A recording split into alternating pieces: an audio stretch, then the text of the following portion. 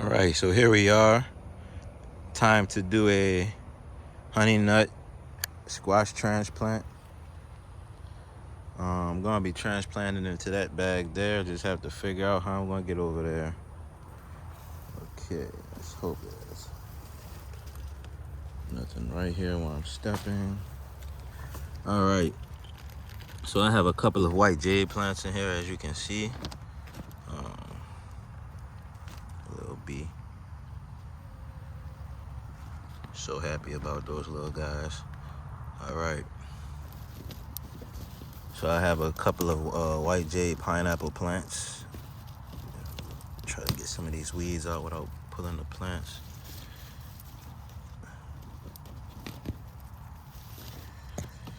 Yep, no gardener is perfect, no matter how they may try to make it look on their YouTubes. Okay, so it looks like we have 3 sets of plants in here. All right. So, Honeynut, as usual, I started the seeds on a napkin. Not all seeds start well on napkins, but I experiment just to ensure that the seed is able to start well on napkins. Gonna rip this bag open here without spilling any of the contents. You can see I had a puddle of water in there. I put that in there right before the video just so the roots can loosen up from the napkin as usual. But if you're a first timer to my videos, I make sure to state that so you don't think that you have to start the napkin and start them on a napkin and have a puddle of water. You may actually rot your seedlings by doing so. So we can see I have a bunch of seedlings right there. Let's get them in that sunlight. Yes, photosynthesized, baby. So that's the Honeynut. Looking very healthy, of course. You can see those thick root systems there. These have been ready for a few days now. I've just been getting lazy, and I've been taking care of pollinations and all that. So these feel like some tender seedlings, so I'm gonna be real careful with them. Let's go for this guy that has a smaller root system. So first, I'm just gonna basically plant these how I've been planting everything else. High intensity, of course. So we're just gonna pop that in there. I'm gonna probably put all of these in this one grow bag here. Get some of this weeds out. All right. So we're gonna try our best to get as many as possible into this one grow bag. I've noticed that sometimes certain sections of the grow bag grow better than others. So I believe that it's best for me to just plant the whole grow bag, and whichever section thrives is what will thrive. Okay. So not much to it, but to do it. Like I said, these are real tender, so I wonder if the fruits are gonna be nice and tender like this too. Now, although I put some water on these root systems, it's still kind of threaded in there. So these will have a high survival a high survival rate just due to how thick those roots are and how they just threaten into everything compared to other varieties or other species of seeds that I started in the bags.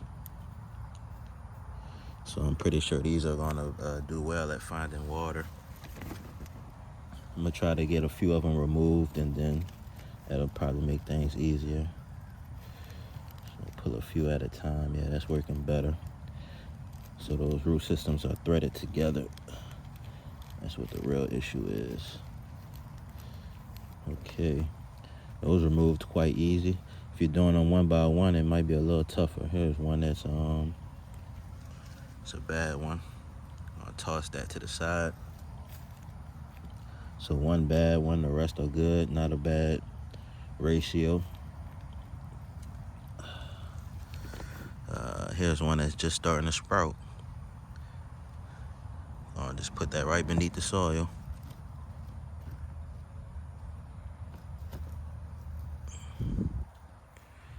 And that will stand up on its own, of course. I'll put this bag to the side. Looks like there were barely any roots left in there. It's a couple of broken pieces. Okay. So let's get started with the high density planting. I can see this bag is still a little dry. So I'm hoping that this variety would do well in these drier conditions of this bag. But I'm going to water it, of course. Try my best to keep water on it. Can y'all hear the buzzing of the bees? So these are being planted about 1 inch away.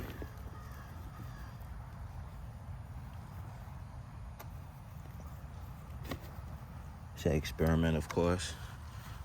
It's to see how well everything does. The production, the yield, the vine growth, any qualities that can be pointed out. I'm trying to learn about it. Oops.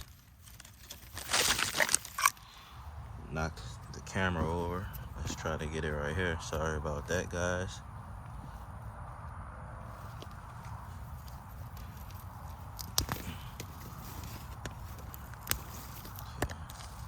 Just pulling some of those weeds out. So yeah, it's about 1 to 2 inches between the seedlings. In this 15-gallon grow bag that has no bottom on it.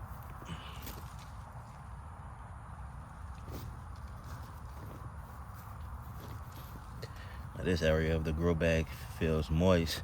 So like I said, there's certain sections that just seem to have better conditions for the plants than other sections.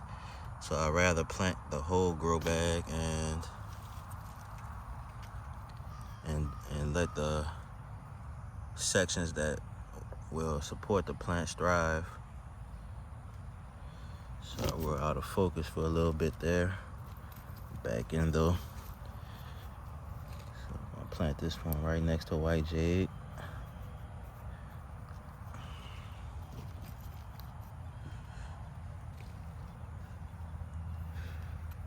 This one.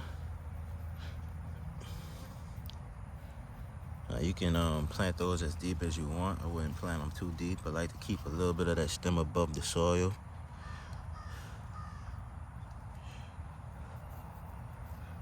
This one right here.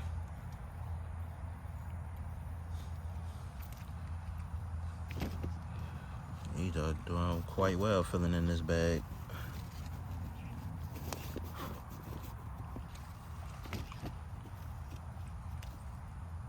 I noticed that even when a napkin dries out, these still remain a little erect.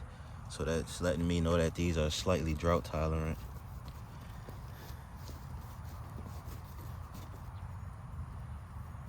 All right.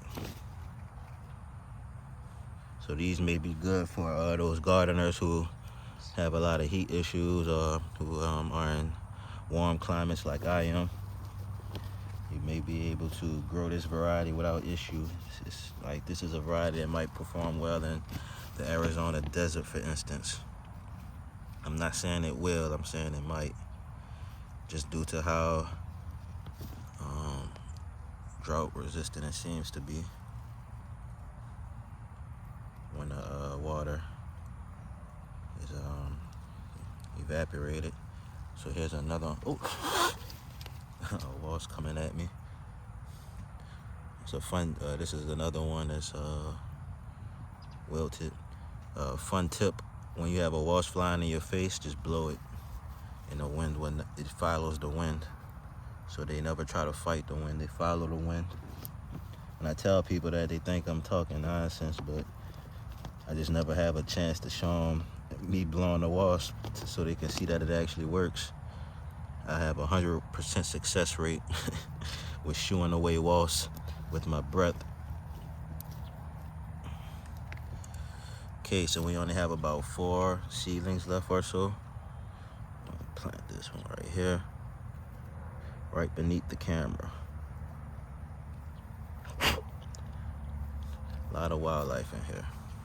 Mosquitoes, wasps, bees, lizards, frogs, you name it, we have it. All in this garden bed. Yellow jackets, which is another type of wasp, I believe. Plant this one in the right in the corner here, guys. In a little dry patch of the bag. So I wonder how that's gonna perform in that dry patch, if it'll develop weak plants or if it'll thrive. The sun seems to beam down on this bag real hard, so I'm not sure how they will do on those dry parts, but I'm sure in those moist parts they will thrive, absolutely thrive. And we have 2 seedlings left. Just gonna wing it and find some slightly open areas because most of the bag is planted. We have 1 left. This one is growing in a weird way. The stem is a little bit bent, but I'm hoping it's not destroyed. So I'm just gonna plant it where the camera is, of course. Camera's always in the best areas, right? Tilt that down and we're gonna plant it right here. There we go, it has a partner that it can grow with. Oh, I should have planted some of them in the same hole. That would have helped save on space. I got a question yesterday, how do I make compost tea? So I'm gonna show y'all, and I'm gonna water with that. So let's go get the water can. Just give me a couple seconds here. So for a general idea, just to let y'all know, when I make compost tea, I like to use the green materials. So say for instance how these weeds here are overgrown. I normally, or you can see this purslane here, I normally just pull the weeds without the, I try to leave the root systems in the ground, of course. Just pull the weeds till you have enough, of course. You wanna have a can, so here's the weeds without the roots. You wanna have a can or some type of bucket, container, a large one, of course, that you can store the green material in, like that right there. That's a 27-gallon tote. Over here, you can see a 27-gallon tote. You can see the Hisho in there. Hisho is a vining plant that creates a lot of leaf material. So normally I just put that in there. It takes a couple days to decay. This is the Hisho right here. It just grows all over. I just pull it, add it straight to there. Grow, like literally it climbs up all my plants and everything. So I didn't realize Hisho would take over like that. I grow it for its root because it's supposed to be a medicinal root. Let's get all that green material in there as much as possible. Now, you normally want to let that sit and bake for about 3 days in that water, at least 3 days, and then the green starts seeping into the water. So you can see the discoloration of the water. It's probably hard to tell right now, but once it's coming out this can, you'll definitely see it. But this was pure rainwater, of course. And when you see the discoloration in the water, now you can also put things in there like fruits, high sugar fruits, organic, of course. But high sugar fruits will also help in all that.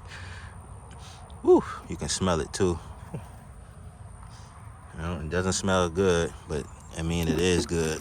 All right, so we'll be able to see the water discoloration when it's coming out, but this was pure clean rainwater, and the rainwater was basically this color right here. You can see this is clean rainwater. You can see my hand in there. If I was to stick my hand in that compost tea with all that green material, it won't look so clear.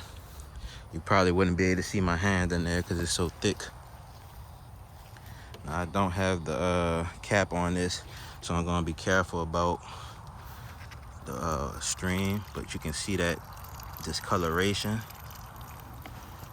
and this will feed your plants. It's a simple compost tea. You can put literally anything in there. The more, the merrier. I also put sticks in there, which of course would take a longer time to break down, but you just let it marinate like a soup. So you can see that thick color in there, and I'm gonna use some of that rainwater just so you can see the difference of the color that's coming out of here. Some of those seedlings might fall over, but as long as those roots are still in the ground, oops, you can definitely see the color right there. As long as those seedlings are still in the ground, the roots are still in the ground, no worries about the actual seedling falling over. It'll stand up on its own. So I'm just making sure to get that compost tea all around, especially on these dry parts of the bag. I even give white jade some since we're watering. I don't normally water my pineapple plants, but it is best to water them. So I'm hoping that it rains this evening, but just in case it doesn't, I'm hitting these with the water because these will dry out. At least the seedlings in the dry part of the bag will dry out real fast if I don't put water down. I know that because I actually had some Madura in here and they all dried out. All right, so we saw the color of that.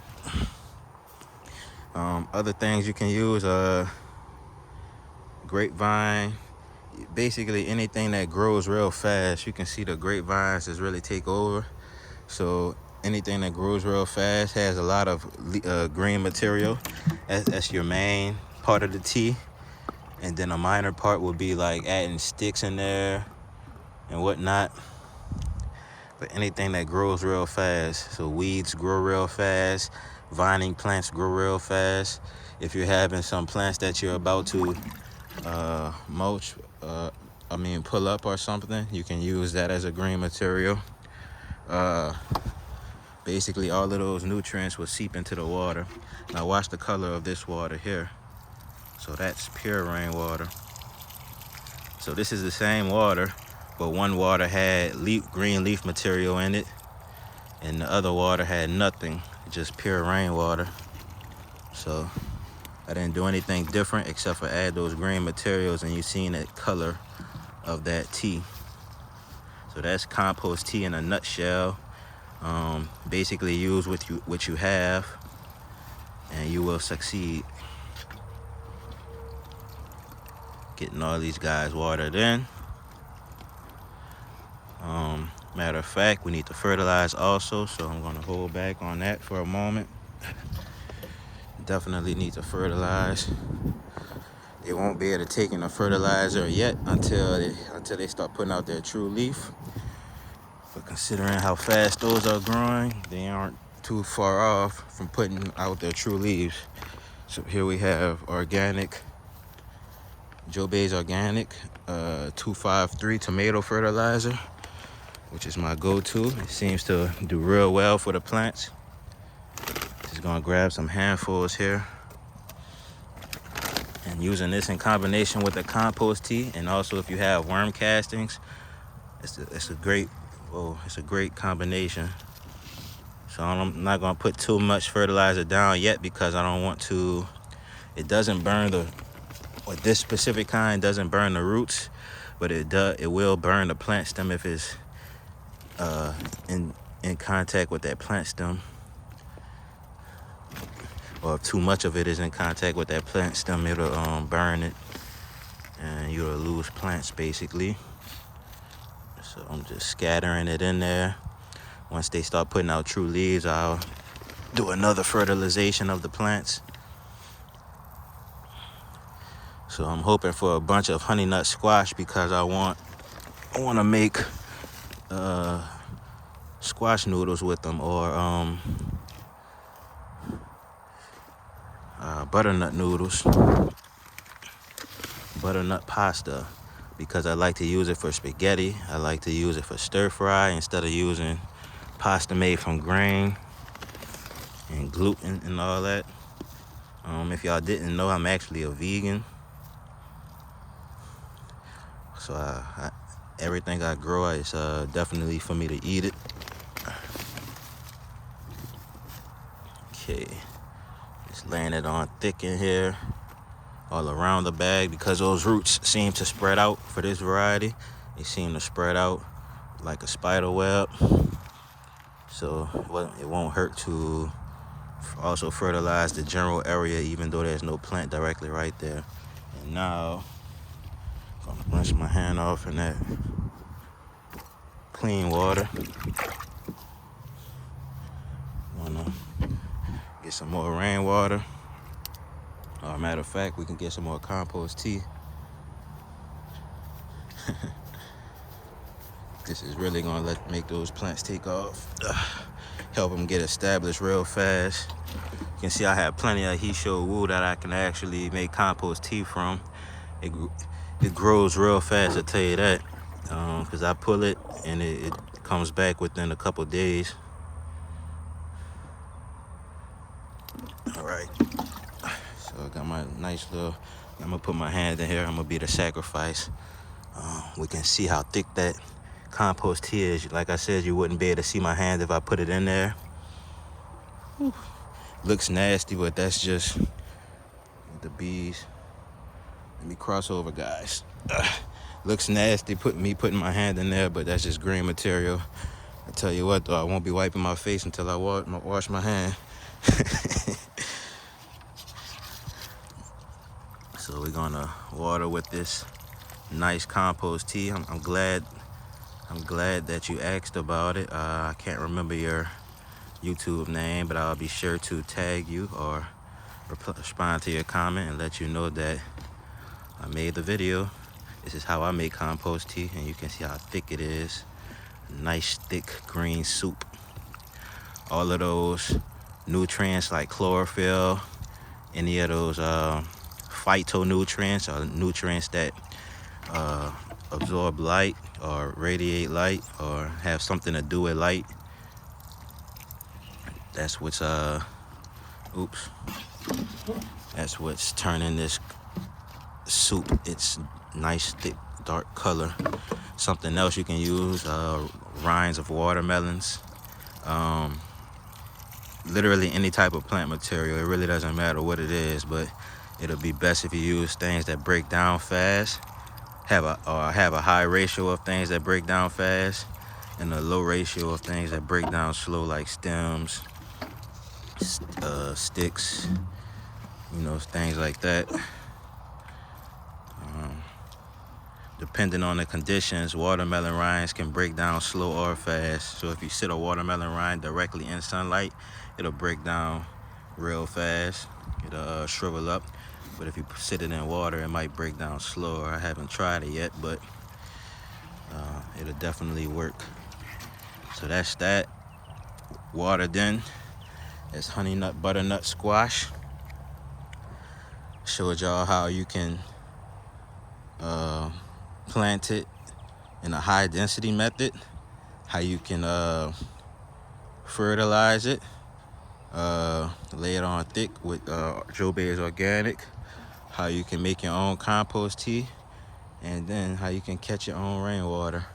See y'all in the next one.